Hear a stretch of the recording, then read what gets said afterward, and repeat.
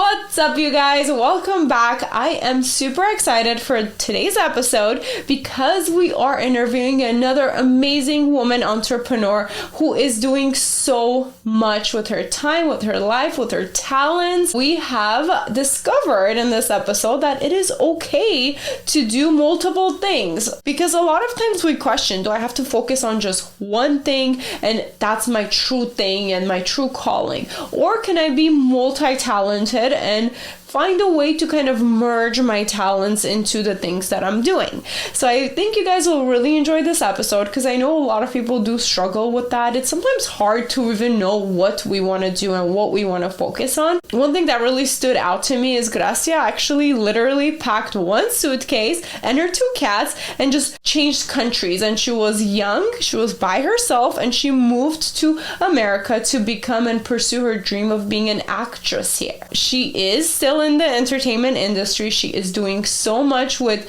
producing, with working with different companies, and now soon launching her own yoga studio. So the yoga came to her with her spirituality side. She found that as her tool to get through some difficult times. And I think it's gonna be very, very interesting to hear her story, to get to know her and learn so much from her journey. So I hope you guys are ready for this episode. Let's jump right in. Hey beauty lovers and fellow entrepreneurs, I'm Yegi, the owner and founder of Yegi Beauty. Within 5 years of being my own boss, I was able to grow Yegi Beauty into a multi-million-dollar company. This podcast is where I share what it takes to be a successful entrepreneur in the beauty industry.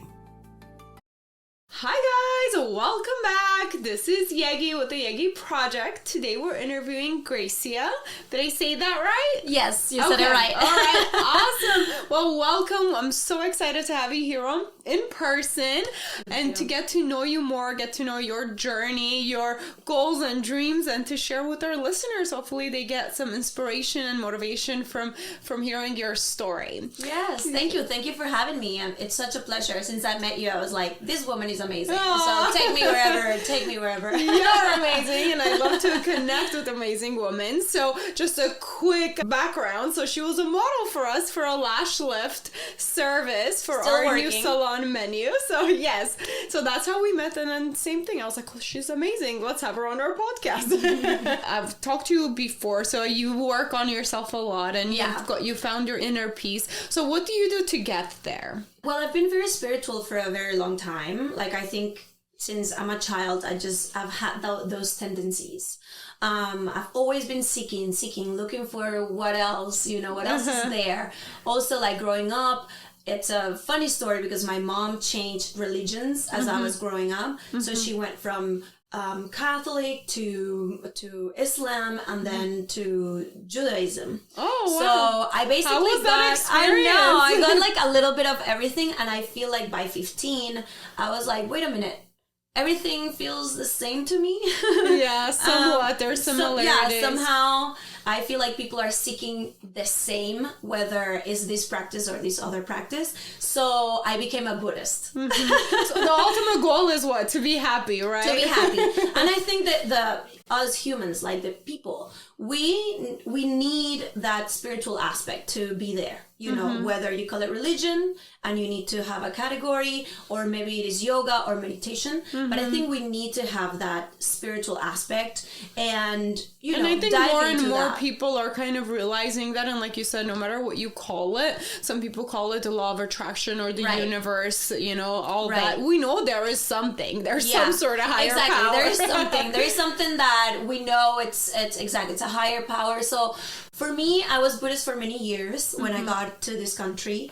Not the first years, but then I found Buddhism, and that's so interesting. Not a lot of people will go out of their way to. I guess you had an introduction to it from your mom because she tried like different ones, and then you were like, maybe I could see what fits for me. But that's very, very like nice to hear. It's like, oh, I'm not stuck with what my parents are or what I was born into. Maybe I can explore and see like what fits my kind of beliefs as a person. Yeah. So I think that experience kind of shaped some of my beliefs and made me like very overwhelmed. But I also needed that connection. So yeah, I went into like Buddhism, and right now I don't think I I'm in any religion necessarily, but I do have a very strong spiritual practice. So, you know, I've meditated for many years. I've chanted for many years. Chanting is part of my practice.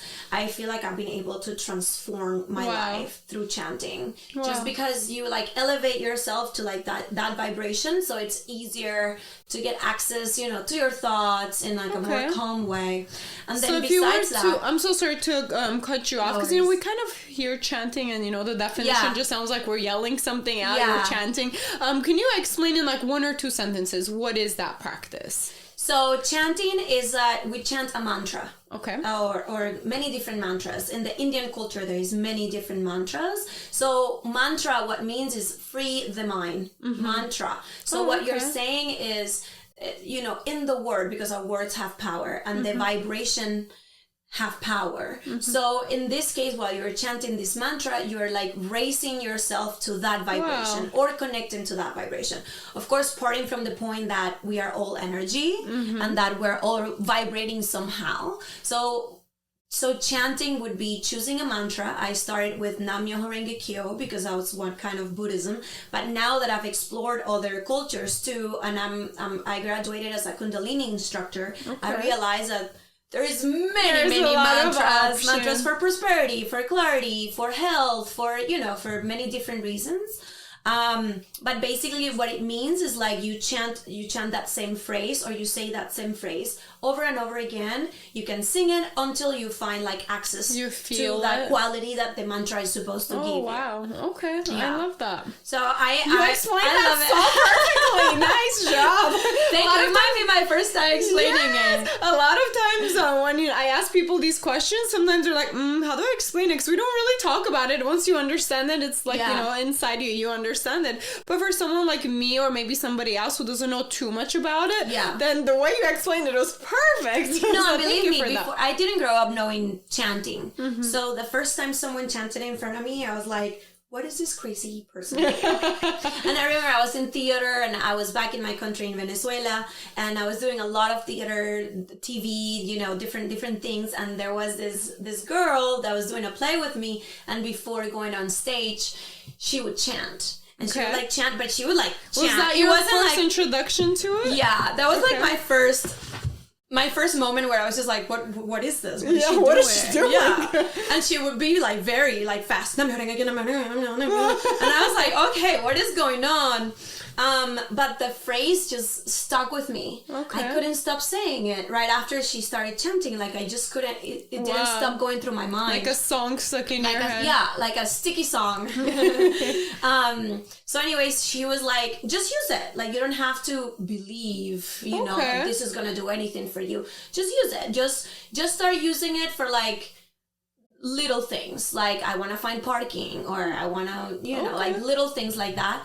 And I started doing that, and I would notice that everything that I would chant for started happening. Wow. But it wasn't until I got to this country and I went through many hardships, and you know, I really found myself started practicing. Yeah, because I found myself like at rock bottom, you know, at some point. Right after college, and you know, I didn't have anything, and I really didn't have anything. Like I didn't even have a phone. My family was away. You know, I was with my 2 cats. Also, they come from Venezuela. I was with my 2 cats and my 1 suitcase, trying to like couch surf here and there. And I remember just having this feeling of like, you just need to chant. Like at that point... Wow, like something in you just told you like you just need to do this. At that point I didn't have anything else to lose. So I was like, I just felt that calling. Yeah. And I immediately, the friend that was helping me at the time with his computer, I was like, well, who practices that here? And like 5 minutes away, which is very hard to find here in LA. Usually things are miles away. But this particular place was like 5 minutes away from where I was staying at with my friend. So I was like, I'm gonna go there. And honestly, since then, since I just started putting more effort into my spiritual part, then everything else started following. Wow. Okay, that's a great story. Thank you for sharing. When you're ready, if you can let our listeners know your full story, like who are you? Where did you start? We know you came from Venezuela, but what do you do? So just a quick summary about yourself and kind of the storyline of until today. Today. How you're here. Wow. Well, actually, January 3rd was my 9th year anniversary coming here. Oh, happy anniversary. Wow, almost a big 10. Yes, almost a decade. It already feels that way. So I'm from Venezuela, I've said it. I started in the entertainment industry back then. Okay. I was not only like on like TV, I was doing telenovelas, I was doing theater, I was assistant directing, so I was also like behind the scenes. I did a lot of like assistant for plays and assistant for film and other things that kind of gave me a different aspect of the industry and a different aspect of how you're supposed to like do things, not only as the actor. Okay. So I remember it got to a point where I was like, well, if I study here or if I stay here, I'm gonna stay here. Yeah, exactly. I'm gonna stay in Venezuela, and that's never what I wanted. I knew from a very young age that I needed to fly somewhere else. Like my Sagittarius, spread your wings. Yes, my Sagittarius has always been that adventurous person, and I identify with that a lot. So I knew that. I thought I was gonna go to Argentina. It was my dream place. And then growing up, I went to college there, and I did marketing in Argentina. In Venezuela. In Venezuela, still. okay. I did advertising and marketing, so I graduated from that. And then after I came here. So here I went to an English school. What made you want to come here? I wanted to learn the language. Okay. Yes. Just to have more access to a lot of different things. So, probably the regular answer to that would be like, oh, film, LA. Yes. But to be honest, that was not the case for me. Of course, I knew I wanted to go to college for film, which I did here. And I had like my vision as an actress.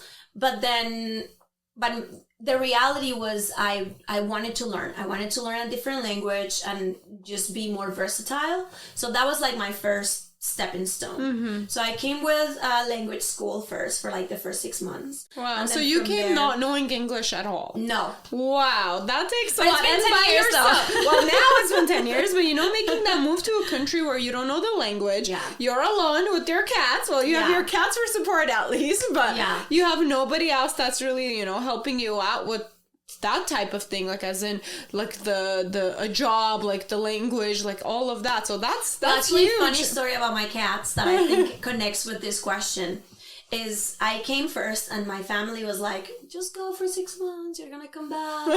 And I was always like, no, I'm not coming back. Like, I hope you know that I'm not coming back. Wow, okay. And I was just very certain. I've always been very certain. You knew your vision. Yeah, I knew I was not coming back, whatever that took. So my deal with my mom was like, you're going to stay with the cats right now. I was living by myself back then. And you're going to stay with the cats right now. But as soon as I find an apartment, a job, and college, you have to send them to me. Until this day, I remember that call. Aww. Like, I remember that moment. Because it was a milestone, Because it's like, okay, I made it. I'm steady and stable in a whole new country. Yeah. Bring the cats. I was just like, this is the deal. I'm not going back. I got everything I needed. That was the final step to reassure you that, you're going to stay. Like, you're set now. Yeah. Wow, I love how symbolic that is. Yeah, my cats have been very symbolic in my whole journey here. But yeah, so after that, I went to college. Here in LA, I went for acting for film and TV, and then I did a filmmaking course as well. From there, I started working. I got like an OPT, which is like a permit that you get to work for a year within that industry. Like to be able to stay in the country? Okay. They only give it to you for 1 year. Not every college has that, but I forgot that challenge. Yeah, I forgot that challenge because you're not a citizen here, so you have to find a way to stay here. Until this day, I still don't have a green card. That is a whole I conversation in itself. I know. I totally feel that struggle. I have a crazy story too. It took us like 20 years to get our paperwork, and it was hell trying to find work and stuff. Yeah. I understand. But that's a whole other topic and story. Yeah. So let's stay focused on your story. But for sure, it has been part of the hardship, and it makes you stronger. Yeah. So first you have a student visa. You cannot work. Then from there, you got an OPT, which is a year to work. And then immediately, as soon as I got my OPT, I was already applying for my artist visa, because I was like, this is what I want to do. This is what I'm going to do. And at that moment, I graduated college, and I was like, I am going to quit every little job that I have, even if I don't know how I'm going to pay for rent this month. Like, I don't care, because I'm very certain that if I have this direction and this is what I'm putting out there, this is what I'm going to receive. Like, for me, you have to put your full focus on that goal. Yeah. Is that what you're saying? And also, like, that's the way I communicate with the universe. Okay. We usually have fights. It's not always pleasant, although we do have that. But the way I communicate with God sometimes is like that. Like, hey, I'm putting all my effort here. You're putting your faith in a certain thing. So you gotta respond, you know. And that's how it's been. Don't let me down, God. Don't let me down. And that's how it's been. So from there, I just started doing different things. I've participated in different TV shows here, mostly for the Hispanic community. I was with Estrella TV for a very long time. That was the first time I got a hosting gig. And oh my God, what was that experience? I don't even know how I got that job. But I was very secure in my audition and everything. But honestly, I've never been a host. Like, never. Like, everything I studied for was completely opposite. And usually you develop a character. You're not like, it's not yourself. So I get the job, and it's a live show, daily live show. So I have to be on the station every day, and it's like an entertainment show. So it taught me so much. And then I started realizing, like, wait a minute, I really like this. I like that I can have my opinion, that it can be me, so I started liking hosting more and more. So what was your, I guess, favorite and least favorite part about hosting? What was actually a surprise too, because you went from the more acting and being kind of like on that part of the industry to taking the lead to like host and ask the questions. So how was that?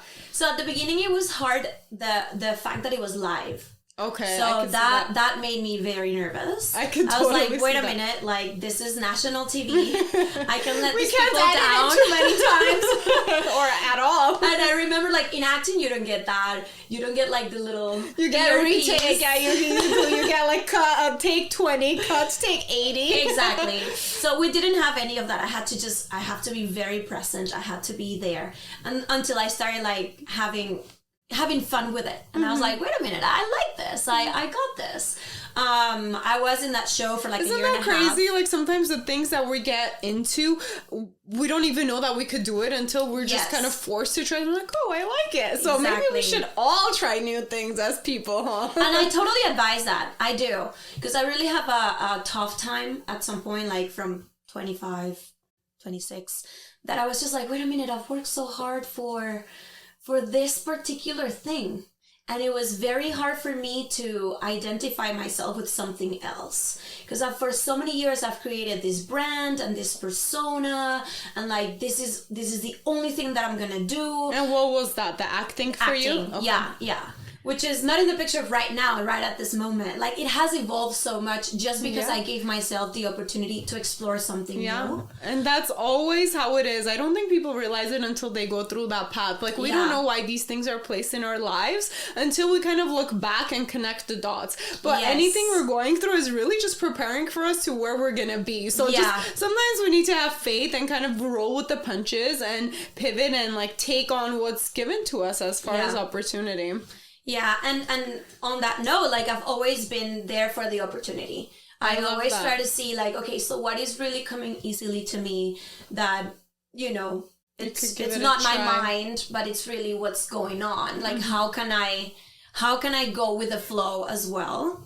That is not very easy for me. That's why meditation and other practices are important. Yeah, to work on yourself to be that type of person. Yeah, because otherwise I could be very, you know, this is my way, this is the only thing that I'm gonna do. And I think it's not fair, whether for other people, but it's not fair for myself when you have something kind of like that low fruit hanging. Yeah, because then you're blocking off new opportunities. We're so tunnel visions to be like, no, this is what it has to be, this is what I have to do. We really like just see straight like that, and all the other opportunities that are outside of that straight line, we're missing because we're not seeing it. So from that point, it evolved. So I did that show, and then I went with another company that hired me, which is Univision. You might have heard of it. I was like, oh my God, Univision is coming. Oh my God, it's going on. And then around the same time, Shein also called me.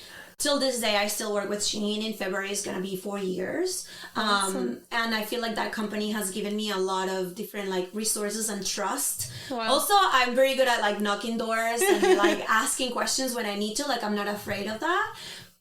I might as well get a no and like not do, be in the same spot. Exactly. So I don't have nothing to lose. But with that company, with Shein, I started hosting. I was doing a lot of Univision work, did which you, was also hosting. On that note, just so our listeners can also kind of learn from it too. So Yeah. working with Shein, did you just, like you said, you don't mind knocking on doors? Were you kind of just keep asking them, hey, give me more opportunity, or do you guys have this option or that option? Is that what you mean? So with them was like they hired me as a host, and like a year into the hosting, I was like, hey, I think I can be the producer of the show. Give me a chance. Give me this chance, because I know that I can do a better job and that I can take the show just farther.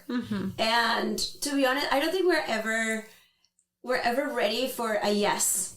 We always try to say like, well, when they say no, Like, what am I going to do? yeah, what am I going to do? But like in this particular case, I went and I said, hey, I think I have what it takes.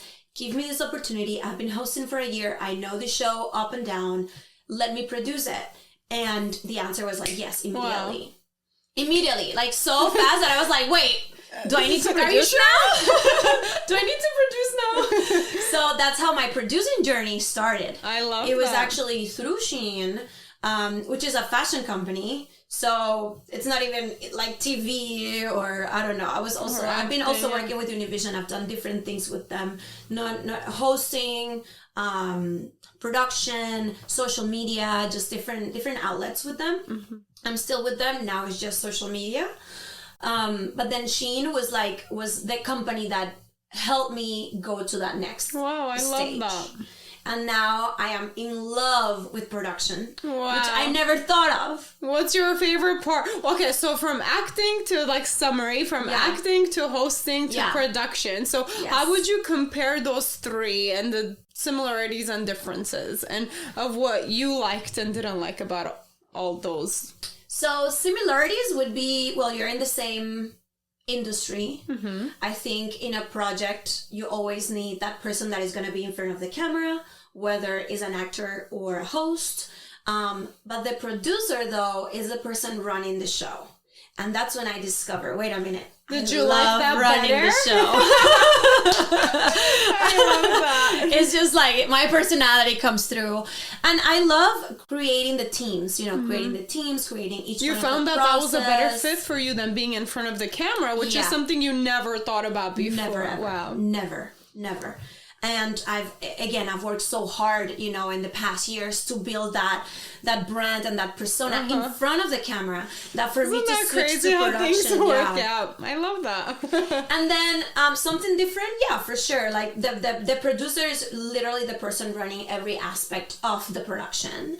And then I just feel like the actor or the host would be the person delivering.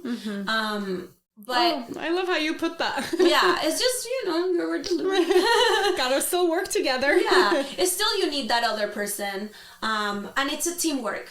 It's team effort no matter what kind of production you do. So you also cannot be, when you're a producer, you cannot be in that mindset where it's just like, this is my show, this is my project. I'm sure some people take it that way, but that has never been my approach. For me, it's always I don't see that being successful, honestly. Yeah. And then you have people unhappy in the project. For me, it's like, how can we combine all our talents and make it happen? Yeah, and honestly, like, 'cause you talked about energy too, and I'm a big believer of that. Like, if your employees or your team or everybody is feeling that happy energy and they're in it and they want to do it, they want to follow the leader in a way instead of feeling like, oh, they're just being told what to do, then everything works out way better because we are putting so much more better and positive energy out into what we're creating. Exactly. And I feel better as a leader when my team is feeling happy, well. right? Yeah. When they're feeling good, when something is going on and they have that trust to come to me to fix it, to talk to me about it, like, I love that because that's really the energy that we've created. And not every project will let you kind of like pick and choose the people that you work with. Oh, I see. You always have to be, you have to know how to work with a lot of different people. Yeah. But with Shein though, like now that we've been producing that I've been producing for like 3 years, now my team is so strong. Like this woman, they are my friends, I've had the opportunity to like work with my friends, and, even during COVID, I remember we were going to the studio before and we were filming live in the studio. And then during COVID, it was that moment of like, what are we going to do now? Mm-hmm. But it switched to online. We're still online. Okay. And I feel like that has given me so many opportunities, like to move to Orange County, to move, to just do things in a different way. But at the same time, give the opportunity to other friends. I work with people in Mexico, in Miami, here in LA. Now they can all connect virtually instead of having to be in one location. Yeah. And again, I have that opportunity to just work with amazing people. Like, okay, bring it to a team, or I don't know, like for me, that is such a blessing. It's really like such a blessing. Not every job will give you that opportunity. And that's something that I like about being the producer or being like the showrunner is like, okay, let's build this team. And for me, the energy needs to flow. It needs to be working. And you can tell, you can tell when that is happening. And if not, how can we fix it or make it better at least. Exactly. Make it better. So I've seen the growth, not only in me, but like I've seen the growth in all the people that I work with when it comes to Shein, for example. And then, within production, I've been able to develop different projects too. I have my traveling show because I love traveling. And then it's a docu-series that connects traveling and spirituality. So is that just you on your own doing that for yourself? So producing it and making it all for yourself? Yes. Oh, wow. I've had the opportunity to work with like a team. Of course. But it's me who's on camera. And I definitely call the shots when it comes to like, okay, this is where we're going.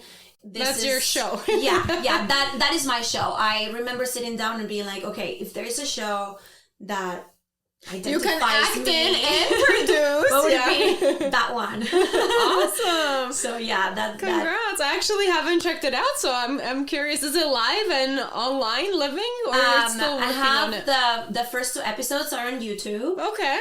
It's called Vámonos con Grecia. Okay. So that's the first one, and then the second episode is with a different company that bought the show. Oh, so wow. Let's say the second adventure, because it's 4 episodes total, but like the second adventure is about to launch in February. Wow, congratulations. Yeah. That's exciting to get bought out. That's a huge step. So how was that actually, getting like that offer and kind of saying, okay, I'm going to let go my baby in a way to another company? How was that? This one was fairly easy. It was a good offer. Just because I knew that, when I started doing it, or like the pilot, when I did the first show, was also with Shein. And I knew that, unfortunately, just like a fast fashion brand with like the topics that I really want to address in this show, they don't necessarily connect. So I really appreciate the opportunity because they help me to produce the first one and be like, hey, here, go for it. But then after that, I was really looking for like a brand or a company or an investor that would be more aligned with that.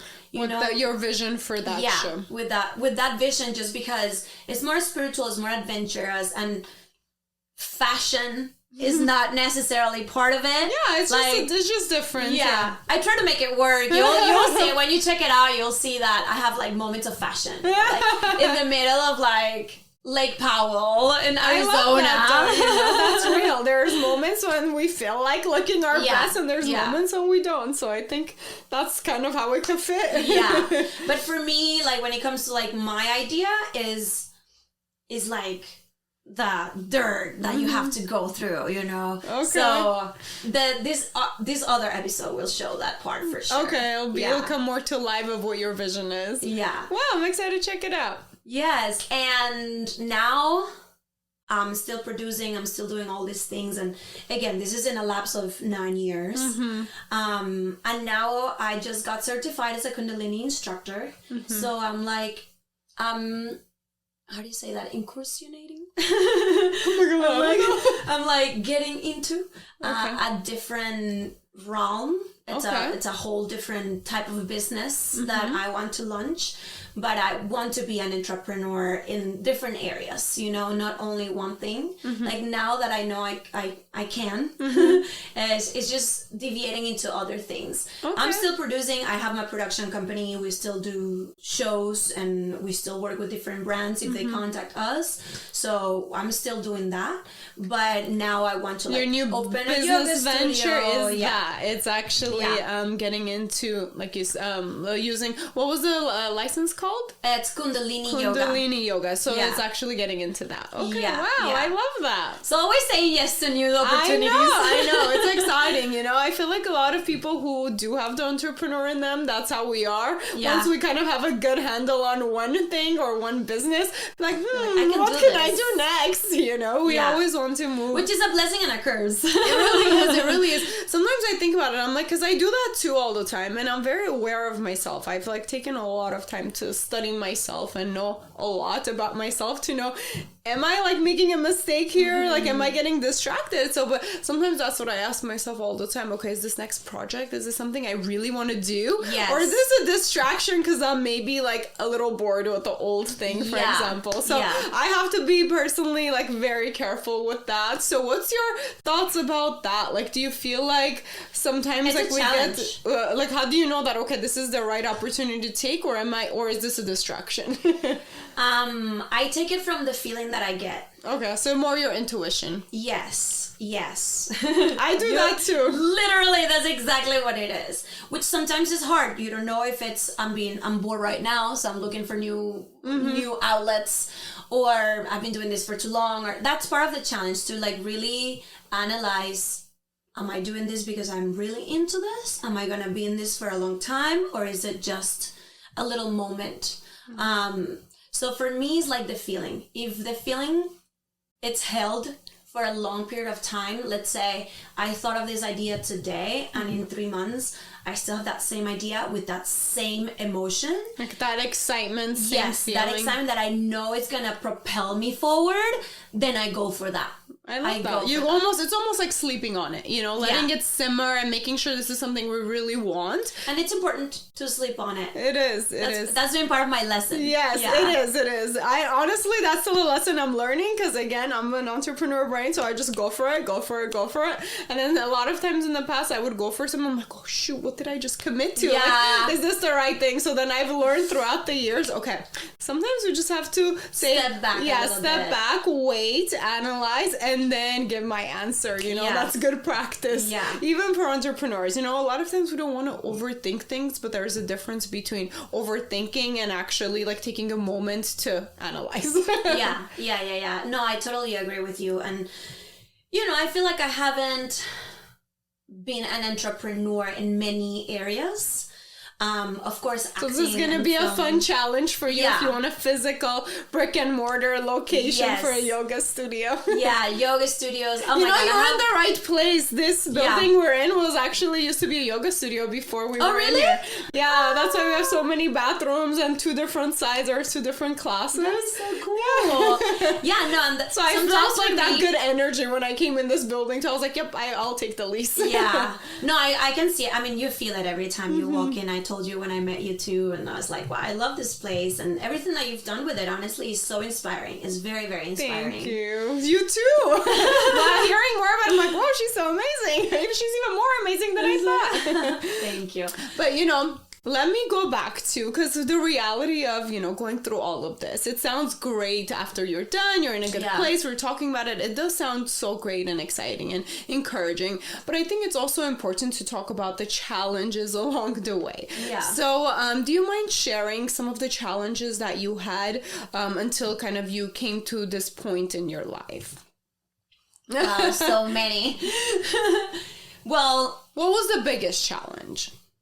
The biggest challenge, I think, was to be able to do everything alone.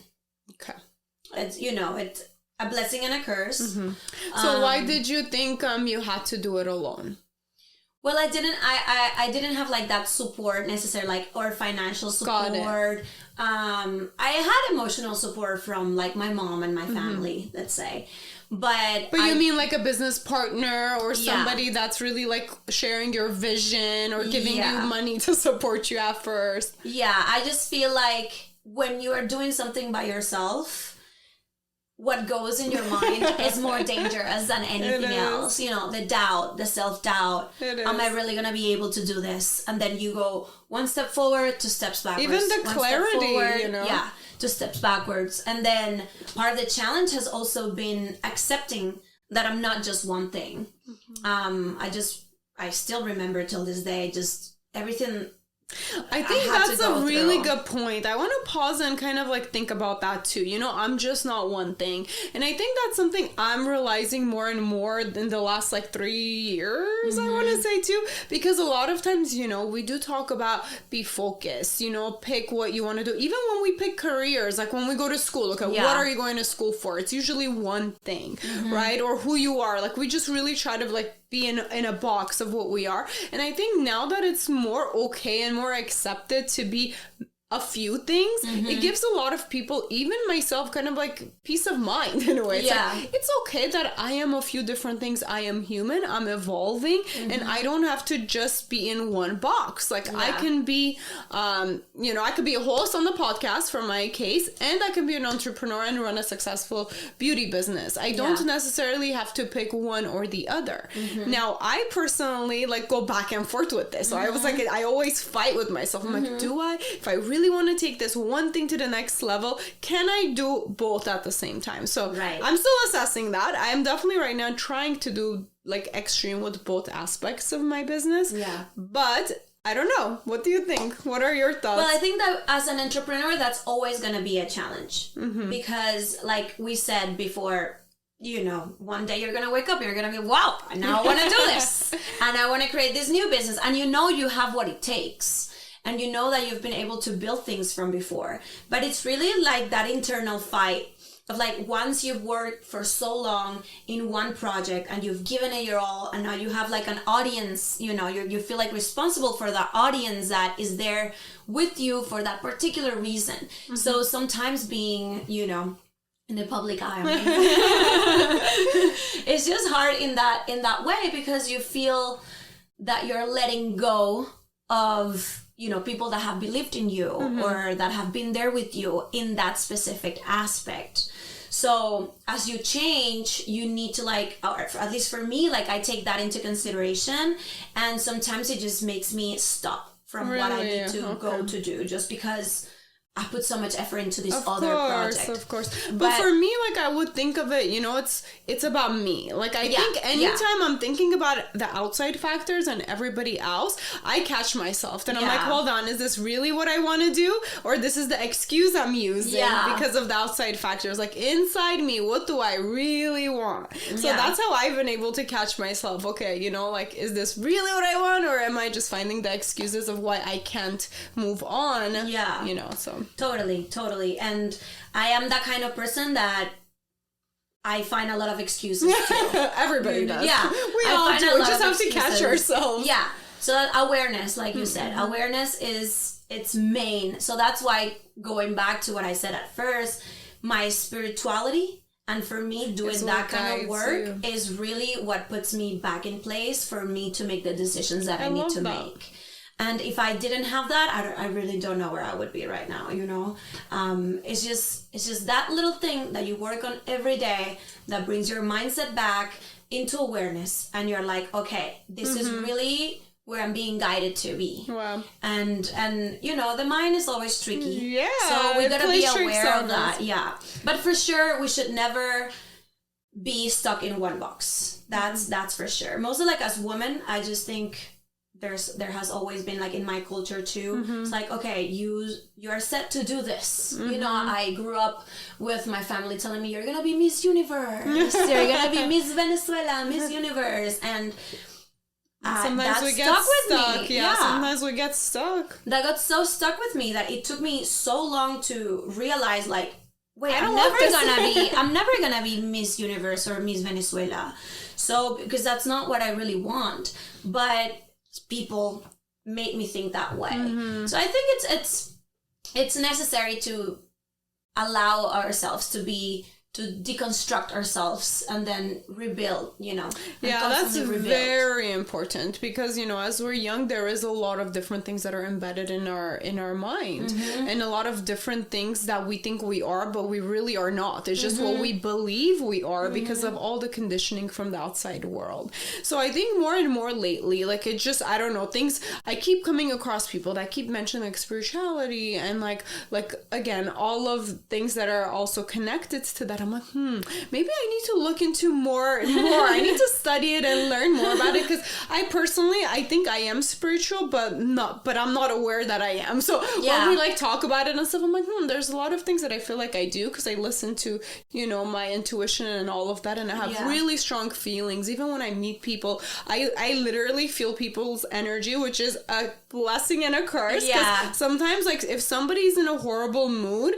and even if they're like across the room from me, my mood will change like that. I'm like, what happened? Yeah. And I was like, nothing's wrong today. Like, what's wrong with me? Then sure enough, I would like see that it's because of somebody else's energy, which is kind of like mind blowing. Sometimes I'm like, why do I feel it? I don't want to feel it. But it's part of who we are as humans. It is. Whether you're more aware of it or not. But for sure, you're an empath, and I realized that from moment one. Oh, how funny! I think I am, but I just don't know. I just don't know the label of what I am. No, I've always been very into these practices, so I guess that's why I'm into it. It's like, oh, yoga, yeah, let's do it. Oh, meditation, oh yeah, let's do it. Yeah. Oh, Kundalini, which is very different to the kind of yoga that we know here in Western culture. I'm gonna write that down. Hold on.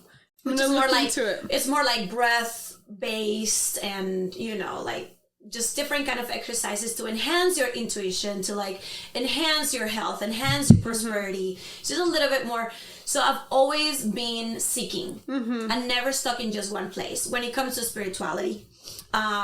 So that I love that. And that's your tool. And I think we've talked about that. And that's your tool to get through, like we said, the kind of confusion in business decision or life decisions. So, or like finding your peace. So it's so awesome for our listeners too, to hear that, okay, maybe this is an option for you to use as a tool. Because we do really get stuck sometimes. Like even for me, honestly, a lot of times, like I really think I have my life together, like not to brag or anything, but I think I'm in a good place. But I'm saying this because a lot of times, so maybe even like monthly, like if not monthly, maybe every other month, I'll question everything. And I'll be like, oh, right? I'm right there with you, sister. Right? So I want people to understand that like we all need tools and ways to like get through stuff. And that's why I love talking about it. Different people's approach with different things. Like for me, my tools has always been like running. I do some guided meditations. I'm still not great at meditation. So I do some like the 10-minute ones that I listen to, and it works for me. And I do like my baths, essential oils. What else do I do for my...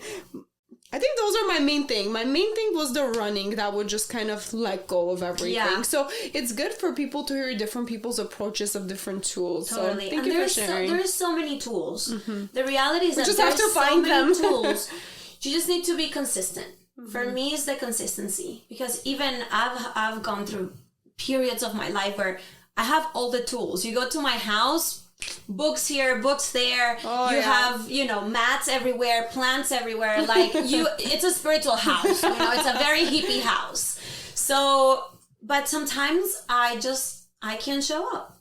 And that's okay. And that's okay. But it's just like, it's consistency. Like even, let's say you wanted to run 8 miles today, but you were able to only do one. That's okay. As long as you can show up a little bit every day for yourself, then you start training your mind and your system to go more towards that aspect of yourself. It doesn't have to be one thing in particular. It can be anything that works for you. And honestly, you said that, but I've been studying habits too lately, and that's literally all it is. And like you said, as long as you show up a little bit, it'll keep building. So the way we actually build habits is by positive emotions. So even if we show up for 5 minutes, we're gonna feel good that, hey, I showed up today, or I did like 5-step run. Exactly. You know, even a little bit accomplishing that small tiny goal, it gives us that positive feeling to let us keep going to work towards that goal. So you literally like said that, but there's a science and a theory behind that, and studies that show that that's how we work as human behavior.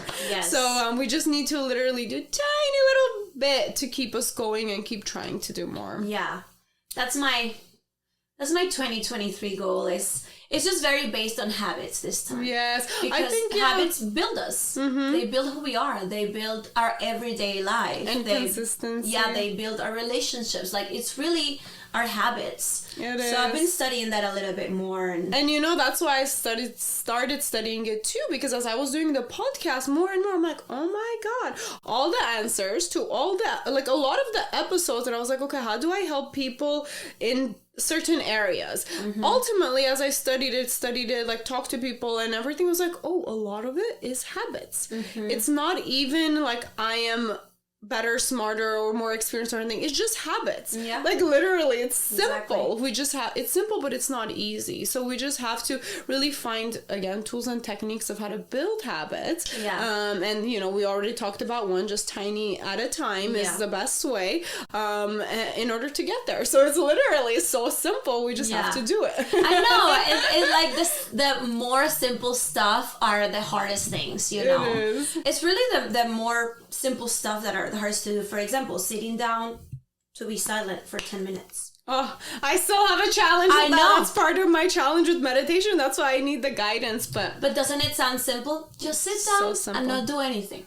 Don't even think, you know, just sit down and do it.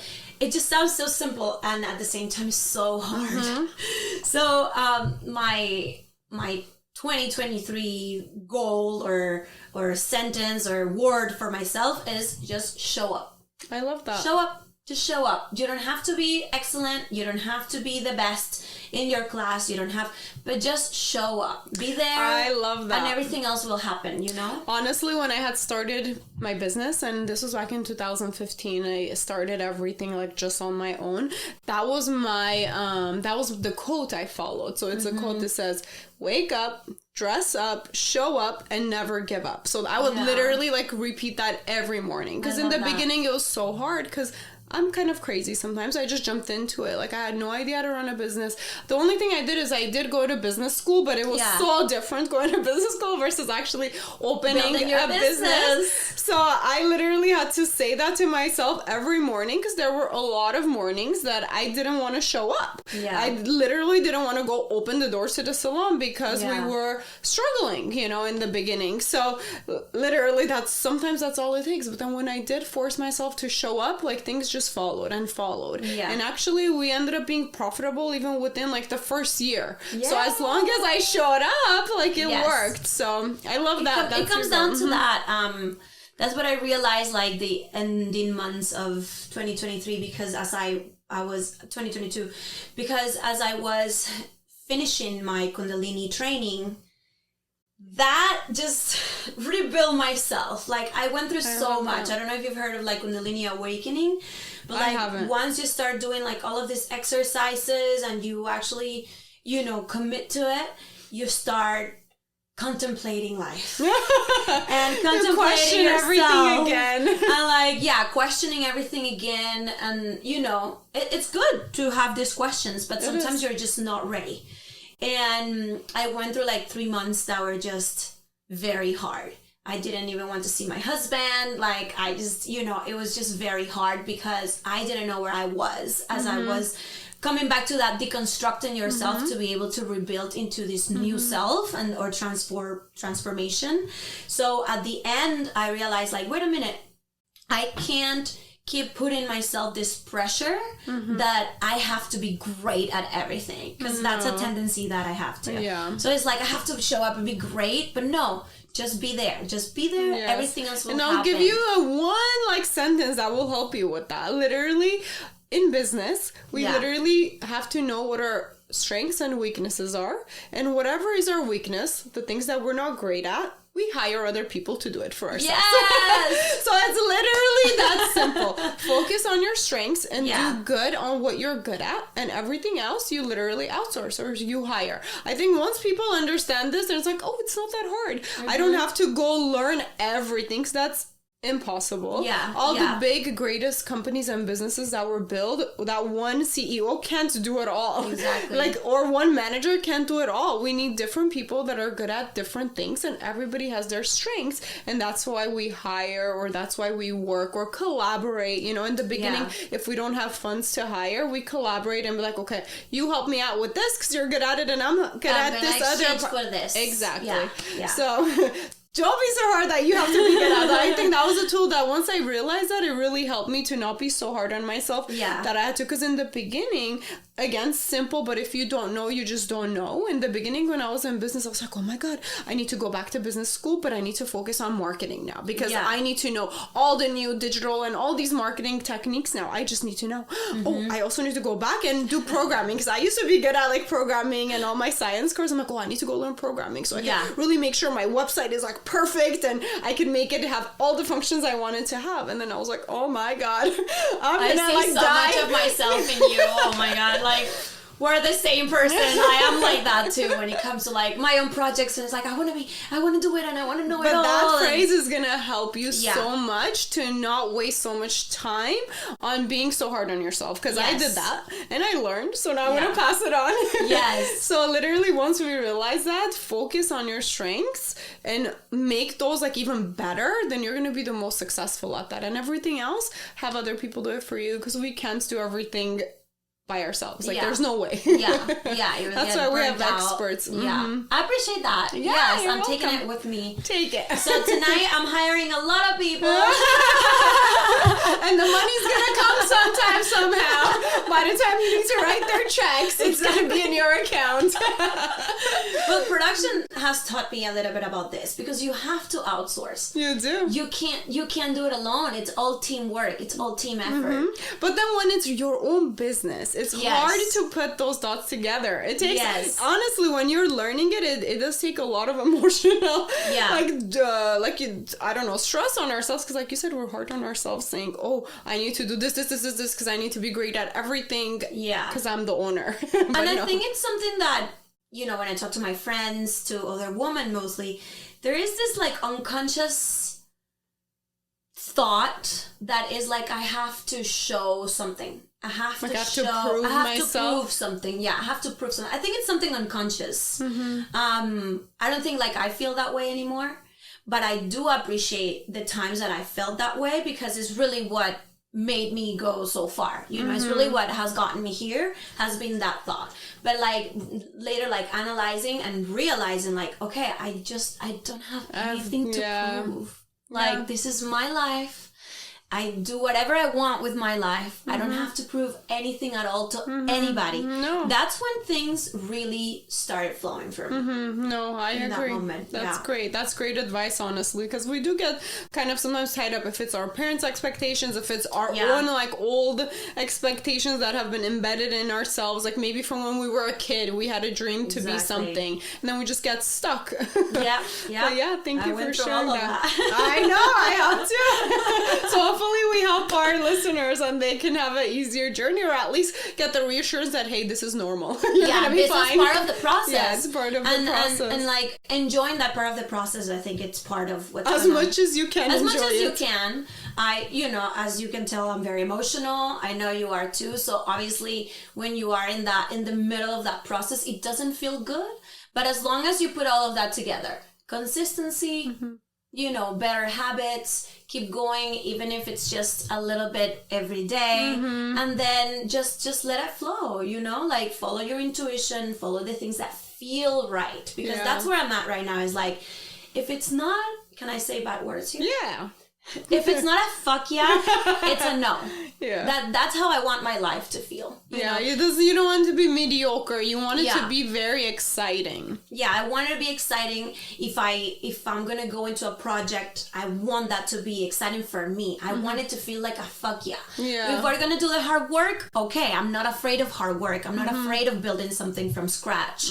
But it has to have that feeling. Because if it feels like wishy-washy, like I can already tell that I'm gonna be either bored or I'm gonna like go step over boundaries when it shouldn't be. It is. And honestly, I think that's the number one mistake people make in their lives. Yeah. I can say this kind of confidently because I feel like I've studied it enough. I could say it almost like a fact. I think that's the number one thing that people make. The mistake they make is they're not excited about their life. Literally. Yeah. They have not thought about it enough. They have not created enough things in their lives that they're excited for. Yeah. If it's their job, if it's the people they're hanging out with, if it's what they're eating, if it's like whatever it is, if it's their routine, morning, night routine. So I think that's the number one mistake that people make is we don't take the time to like first know what excites us and what we're gonna do to, or at least work towards to get to that exciting life. Exactly. Because our goal is to be able to wake up and not snooze our alarm clock. Wake up and be excited, like, hey, I'm going to have the freaking best day of my life, or not freaking. Okay, that's a little extra, but I'm excited to wake up, to start my day, to work towards something. Totally. Instead of wake up and snooze. Oh, it's Monday. I don't feel like going. No, I'm like excited. It's finally Monday. Let me go back to the office. I'm gonna like meet these people or blah blah blah. So totally. I think that's like a big awareness. We're not always going to be in that position where we can just do whatever we want, So I know a lot of people are in that, maybe if you're listening to this, is like, well, I'm not in that position right now where I can just do whatever I want. I have to go work. I have to do this. But even this and work, that. We can find a job. There's nothing wrong with having a job. Being an entrepreneur, being your own boss, honestly, that's what this podcast kind of promotes. Because, it's great, but it's really not for everybody. Like, I know a lot of people that would be a lot more happier and successful working I'm not going to say but working with a company. Yes. But it has to be the right job. If you have a horrible boss, or if you have horrible coworkers, or it's like not a good environment, you're unhappy, go find a different job. Like that's an option, you know? Like it's no excuse for you to be in a place that you're really unhappy. So, totally like I get it. Maybe not all of us have the resources to start our own business, but a lot of times, literally like very little % of people are cut to be entrepreneurs. If you really want to, you can learn it. You could do it by all means. Yeah. But you have to make sure you know what you're getting yourself into, and that's the right thing for you to be in, compared to having your dream job that you can still have the position in your day-to-day activities that you love doing, Yeah. No, totally. Yeah. I love talking with you because we keep going back to like good advice, positive, happy. But my question was to you, your challenges. I don't know how we got here again. Well, it's just, this is all part of the challenge, to be honest. To be able to have like this clarity, to like get to the other side and be like, this is what I want and this is what I'm going to go for. You have to go through just so much. It's just internally, changing maybe people that are around you, like realizing, what is exactly that I'm putting my time into. And that is not easy. It's hard to change your life from a lifestyle that you already have to be able to create something new. You have to know that you need to jeopardize certain things, and you have to close for the better. Doors, but close some journeys. Like understand that you're not in that same place anymore, and that process right there is very hard. It's not easy. Yeah, honestly, you're the first one who gave me the challenge, as in that, the way you put, as you pick like this to be your number one challenge. I think a lot of people, like even me, like initially I think my biggest challenge is, when I was in $100,000 debt, like that was my biggest challenge, and like knowing how to like get out of that, right? Yeah. But the way you put it, actually, I think that is the number one challenge that people need to focus on trying to overcome. Mm-hmm. Because if we get our mind right, if we get our vision right, throughout learning all this throughout the years of running the business, success, everything else will follow. So I love that that's the challenge you're sharing with our listeners. For a second, I was like, hold on, give me a challenge, give me a sob story. When did you like sit down and cry? All the time, which is part of it. It's part of like being an entrepreneur and creating your own business, your own life projects. You know, being married is not easy. Like all of of that is part of the challenge. And for me, I am very emotional. I cry a lot. I cry so much. And when I don't know how to overcome something, like, sure, I have my tools, but I for sure need to go cry first. You know, crying is an outlet too. Yeah. So if that works for you and it's going to make you feel better at the end of it, great. You know? So. But yeah, you have to know that part of the process is hard. And sometimes you want to be alone. And sometimes you don't know exactly where you're going. You know that you have your intuition that is guiding you to do something, but you don't know what that something is. And like that uncertainty, you know, you have to trust a lot. Will drive us crazy. Yeah, you have to trust, you have to show up, you have to keep doing the work to be able to get to the other side. But just that process in itself is very hard. And I think we never talk about it. You know, like people don't talk about that. We don't talk about it. And I think that's why I love that you picked that as a challenge, because it's the most important challenge that we don't talk about. Yeah. We mask it with not having enough money, not having X, Y, and Z, you know, but we mask the real problem, which is we don't really know what we want and we don't really know where we're going. You know, it's the vision and the clarity and, you know, having our mind right.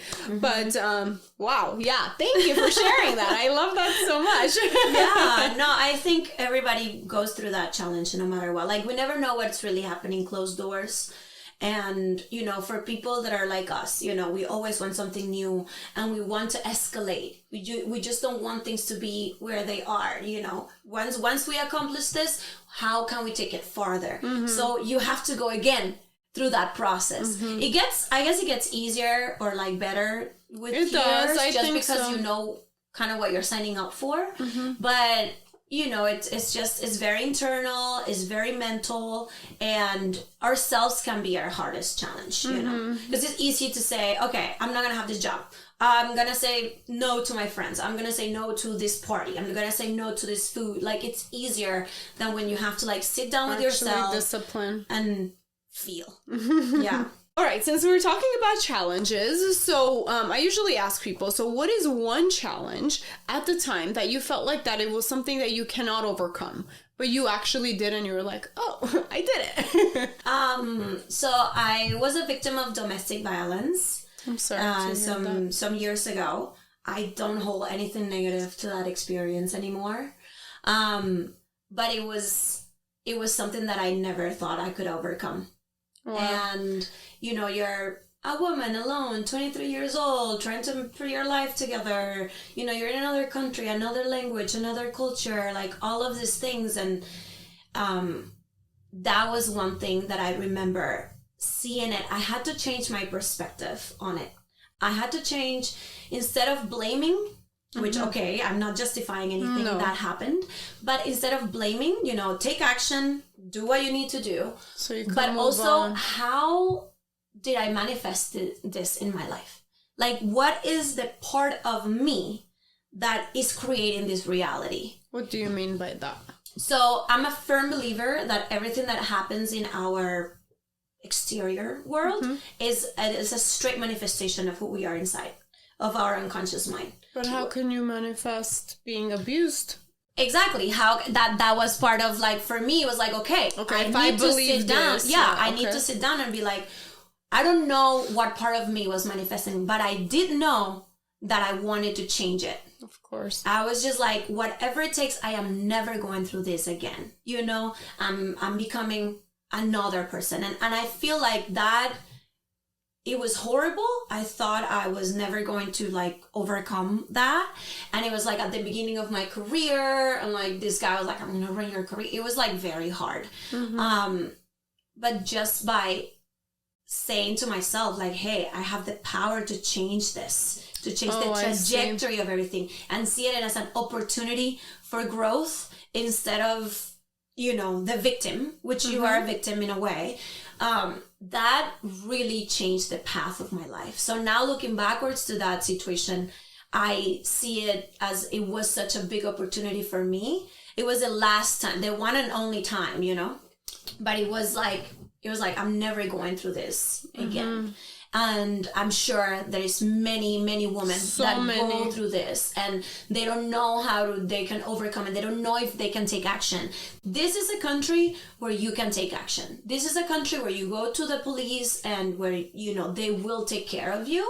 So it's just knowing that you have the power to change that reality no matter what. So to get out of that situation. Yes, to get out of the situation and stand up for yourself. Yeah. I mean, the part that you said, you know, like we manifest is that part I don't know how to, like, it doesn't fit in my brain because I don't think anybody that's a victim. Like for me, you know, like I get, like for you, that's how it was, but it sounds like more for you, you're like, okay, I'm going to accept that this was the situation, but you're accepting that because you know that you have the power to have whatever future you want. Yes. Right? So that's how... And take responsibility. For me, it's all about taking responsibility in any area of your life. Yeah. It's taking responsibility of, like, if I saw the signs at the beginning and I didn't do anything. I see. Or if I was, you know, if I stayed in this relationship. Like if you saw the red flags and you didn't get out. That's how you're... So it's taking responsibility. I got here to this point.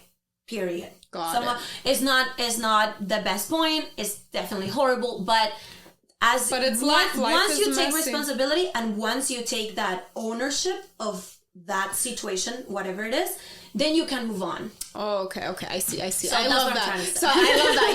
Yeah. I know. I'm like, nobody deserves it. It's not your fault. No. But I think that's why I wanted to clarify for our listeners. So it's more of like, okay, a horrible thing has happened to me. We're gonna accept what has happened to us, and we're gonna work on ourselves to have the power to make sure we don't put ourselves in that situation ever again. So we can move on and live the life that we want to live. And if there was red flags, we're gonna catch it from the beginning and not let these things like come to a point where, you know, it's abuse or it's something horrible, you know. Totally. So that was a very hard part of my life. Yeah, I can imagine. And I've talked to many people who have, and I think just the fact that you can talk about it is already, it shows that, you know, you've passed it, you've accepted it, and you want to move, or you've moved on. So in the healing journey, you know, I went through everything. Yeah. You have the power to transform it. Wow. You really have the power to stand up for yourself and go out there and change the path, you know? And I have experienced that in all the way. Honestly, I'm so proud of you for that because I also know a lot of people get in the routine of, you know, the same type of relationships over and over again. It's hard to break that routine. So thank you for sharing that. And I know there's resources out there that people can get help if they are. We'll try to find it online and link it in the podcast for our listeners if you guys need to refer to, you know, hotlines and help and get additional help. Sure. But definitely, here you go. Living proof she loves her life now, you know, got through something And I've been horrible. able to manifest also an amazing husband, you know, someone that never in my life, you know, I've had great people in my life too. But so if you're in a horrible situation, get out of it. There is better out there, you know, but first you got to get out to find the right one. Yeah. And you have to be in that mindset of knowing that you're deserving of that to be able to manifest that, you know. And I think that's like a whole other thing, honestly. Like, it's our psychology. Like, some people go through certain things when they're a child growing up. Yeah. So then sometimes we don't feel worth it for certain things. So I know there's a lot of psychological aspects of it. Exactly. If you grew up in that environment, it's like, oh, this is what a relationship should it's looking like for me, you know, from an unconscious level. So and some people like manipulate. Like, I know in some relationships the other partner will manipulate, and it's maybe not even physical abuse, but it's emotional abuse. And they will make you feel like you're the most wonderful person or most wonderful thing in the world, so then that makes you stay. But like I've talked to so many people, so I know, like, there's different, and it's complicated. Everybody's situation is complicated, but since that is not our main topic for this podcast, we'll just leave it at that. Just mainly, you know too that you deserve better, and you can definitely seek help and change. You're in control of your life to change it to where you want it to be. Absolutely, yes. But yes, thank you so much for sharing that. I think that was so important for a lot of people that are even afraid to even think about it or talk about it. Yeah. And so far, it's something that has shaped who I am today, you know?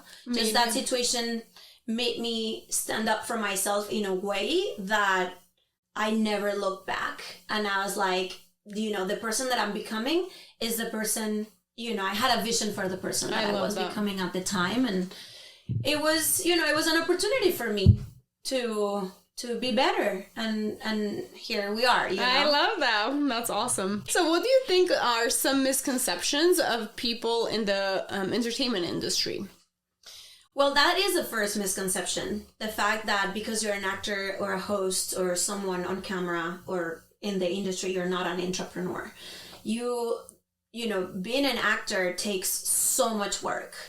Being in this kind of industry, honestly, doing some YouTube videos has made me realize how much work being in front of the camera is. So I respect that. After kind of, you know, doing again it's casual, my YouTube videos for eyelashes, super casual. I see how much work it is.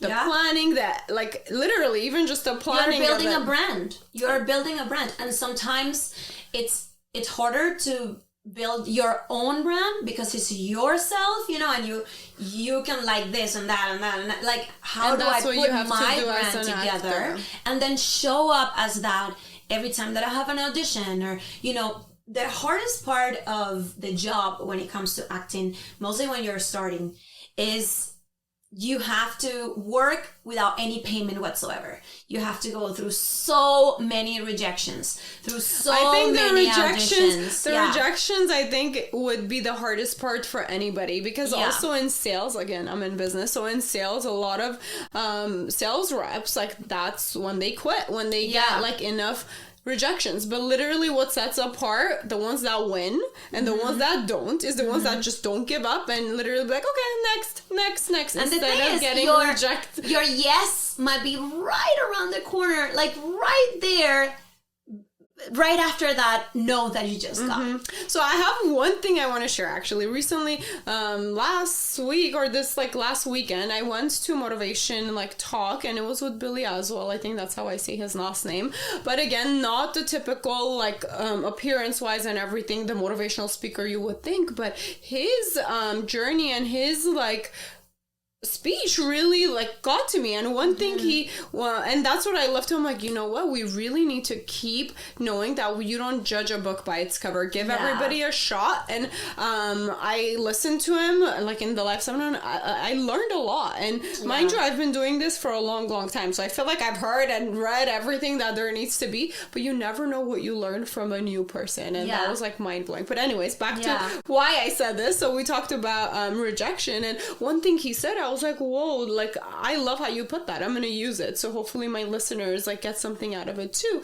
And he said, look, do you know that literally every great person, every great thing they've accomplished, it's been after, let's say, the 100th time or 150 time, 149 times, 2,000 times.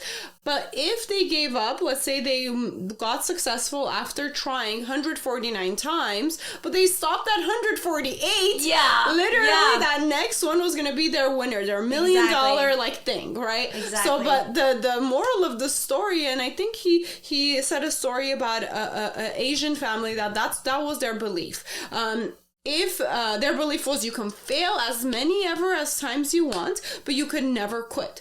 And I started thinking about it. I'm like, I'm going to use this with my kids. You can fail as many times as you want, but you could never quit, because you never know when that next time is going to be that winner. Exactly. And I was like, this is great. I'm just going to keep reminding myself of this. And for people who are afraid of rejection, or if they keep failing, literally remind yourself, you never know when that next winner is. And that will happen in business as much as it happens in this kind of industry.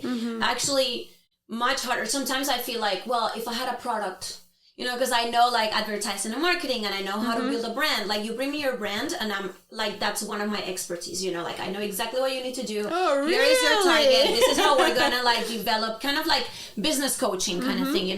This is I've helped many people kind of do that. But you have to do that for yourself. And I feel another misconception, going back to the question, would be, or it's been for me, oh, because you're pretty, you can get, you can get anywhere. And that is just not true. Yeah. That is absolutely not true. Do you think you have it easier though? No, I think I have it harder. Really? Yeah, because it just takes more to prove, you know? You have to show up, you have to be prepared. You have, you know, it's not just a pretty face. Anyone here in LA can have a pretty face. But nowadays. Yeah, nowadays. Anyone can have a pretty face, but like you have to kind of show you know more. I kind of love that. I love that anybody can have a pretty face now, because now you people really need to like look inside and see people for who they are and what value they bring versus just the surface level of beauty or whatever misconception is out there about that. And I really don't like when people are just like, oh, you're so pretty and you can get anywhere.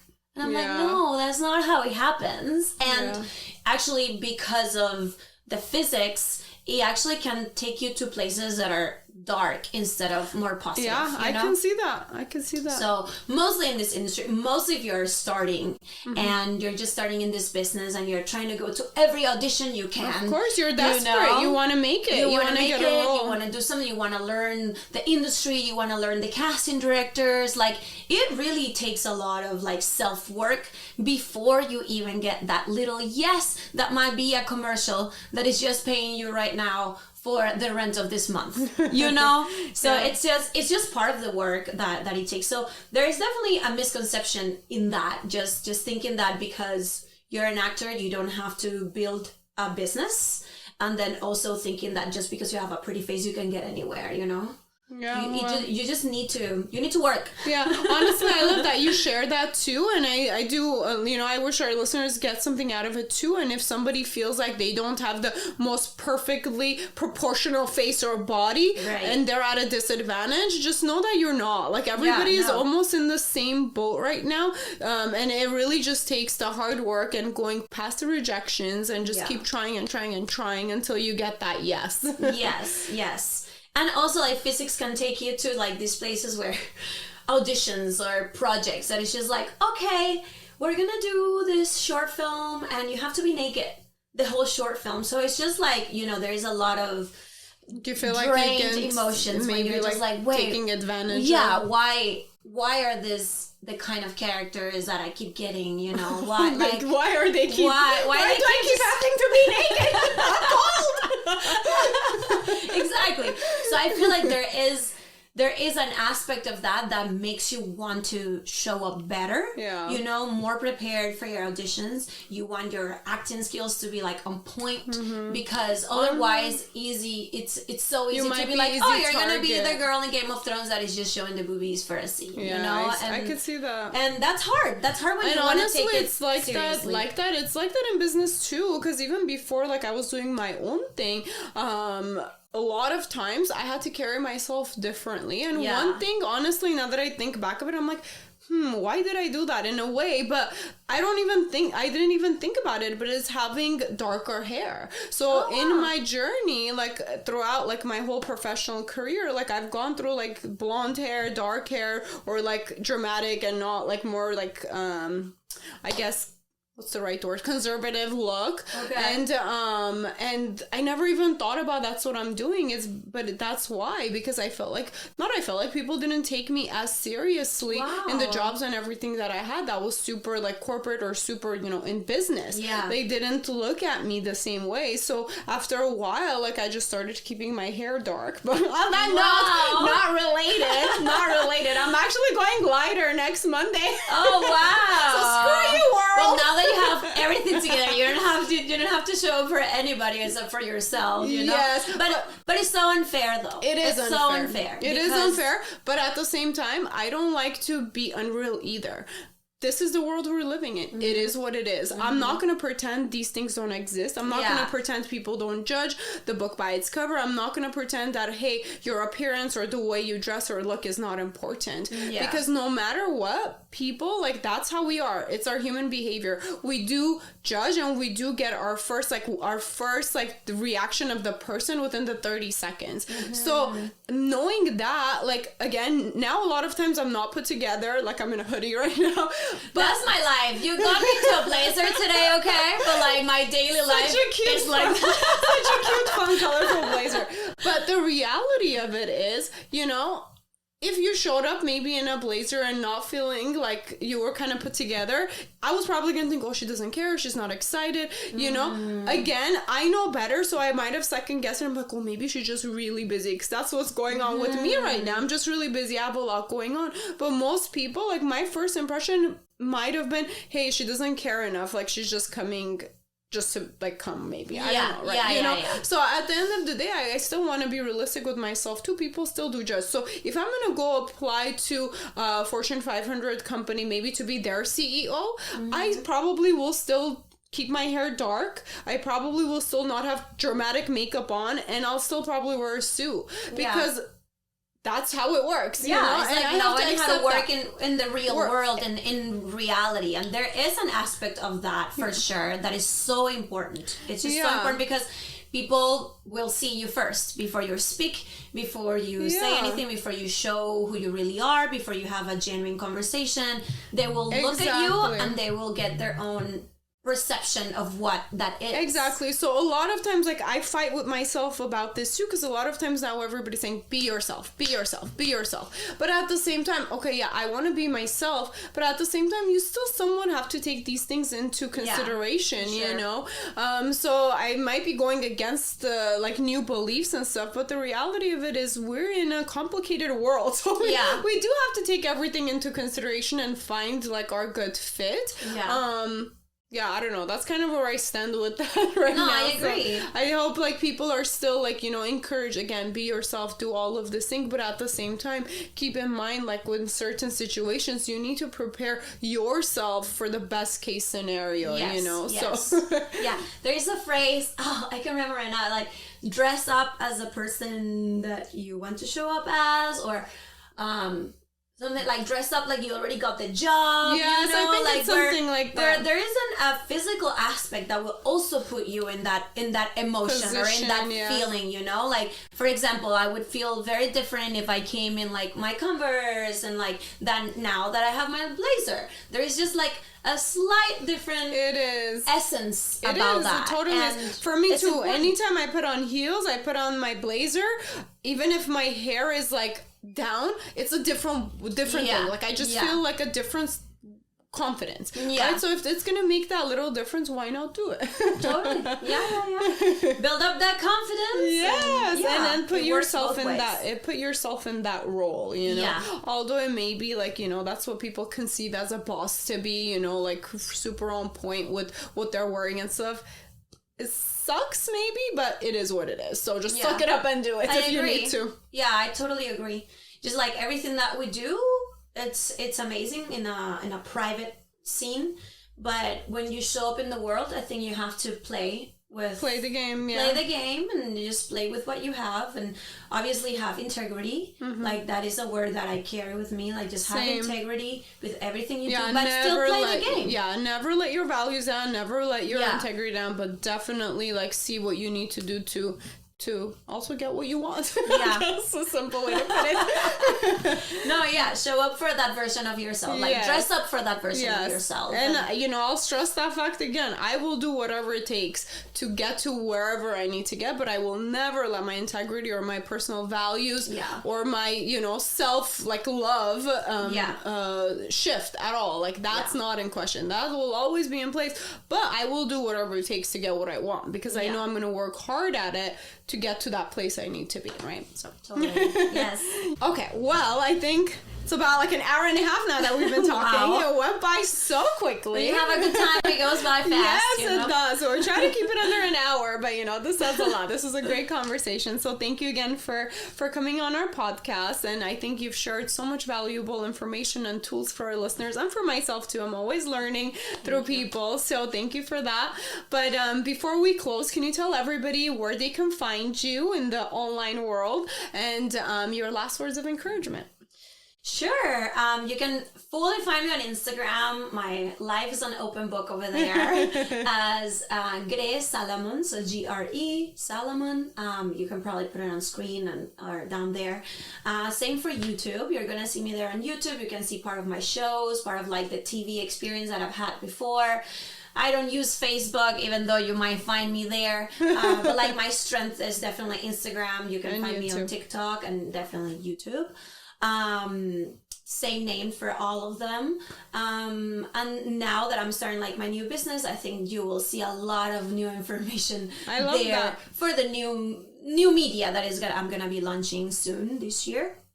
And my words of encouragement, I think based on our conversation is try, go for what you want. Like I think you inspire me a lot since moment one. Is like it feels good to feel inspired by like other women, young women that have just done everything that it takes, to believe and to be better. And I think just stand up and try. You have all the power that it takes within you. Just make sure that you show up for yourself every day. And I think the word is show up for you. Show up!